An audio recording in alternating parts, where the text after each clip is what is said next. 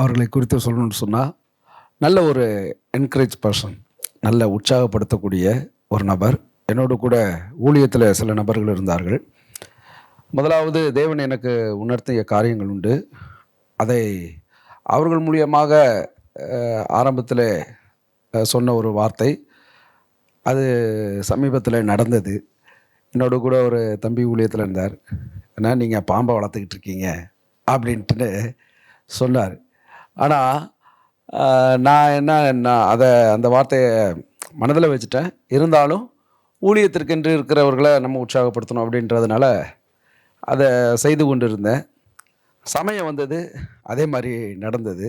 அது எந்த இடத்துல ஏன் சொல்கிறேன் அப்படின்னு சொன்னால், ஒரு காரியங்களை நல்ல ஒரு வெளிப்பாடோடு கூட பகிர்ந்து கொள்கிற ஒரு நல்ல தேவனுடைய மனுஷன். அது மாத்திரமல்ல, அநேக நேரங்களில் இடத்துல ஊழியத்தின் காரியங்களை பகிர்ந்து கொள்கிற பொழுது, ஒன்றும் கவலைப்படாதீங்கண்ணா, இப்படியே தான் சொல்லுவாப்புல. ஒன்றும் கவலைப்படாதீங்கண்ணா, எல்லாம் கர்த்தர் அருமையாக நடத்துவார்.